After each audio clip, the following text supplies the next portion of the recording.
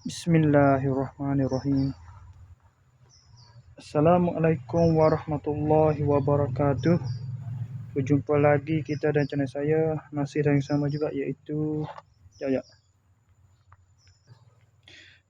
hari Khamis 24 hari bulan Julai 2025 Masehi bersama dengan 28 Muharram 1446 Hijriah. Sekarang ni pukul 5.28 petang. Untuk video buat masa ni saya nak maklum kerih tadi kan. Saya kita rumah Daniel tu. Fatih Ayu ni dah mak dia tu nama Fatih Ayu ni, anak cucu Mahdi dia. Gitu dia pitu kurung dekat. Pitu tutup kata ada tapi senyap dengan aish. Tak tergamuk sekarang lagi. Moga dia duduk kurung dia mungkin nak rehat lepas klik dia ada sekolah ke. Jadi saya oleh kerana seorang lagi tu hak sebelah dia lah, jiran dia tu sebelah menyebelah lah. Dan termasuk senarai hak nak bagi tu daripada 6 keris tu kan. 6 keris ni kan. 6 bilah keris ni. Bawah dah selesai dah. Lepas tu ada 6 semua keris. Bawah dah selesai dah. Tinggal 5 bilah lagi lah. Saya pun bagi ke sebelah tu, jiran sebelah dia tu lah. Akil hak saya sambut birthday pada 11 bulan berapa itu? Dah bulan 2 pun dah Januari, tak ingat dah. Muhammad Akil tu kan, budak tu, sebelah tu. 6 tahun dah.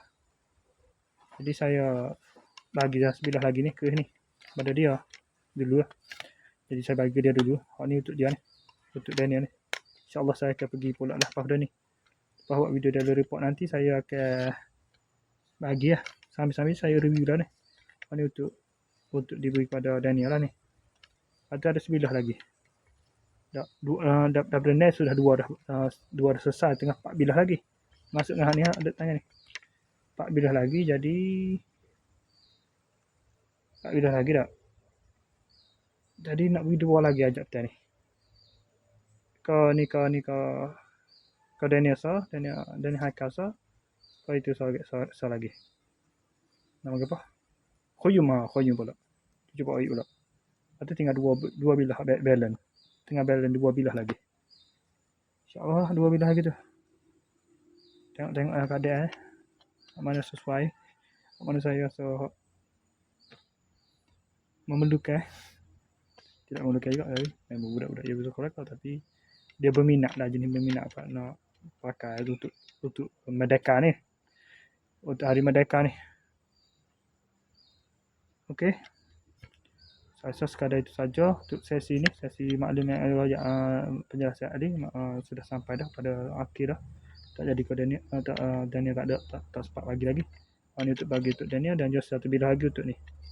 Untuk siapa? Untuk budak, untuk Khoyum. Okey, sekadar itu saja. Assalamualaikum, jumpa lagi. Bye.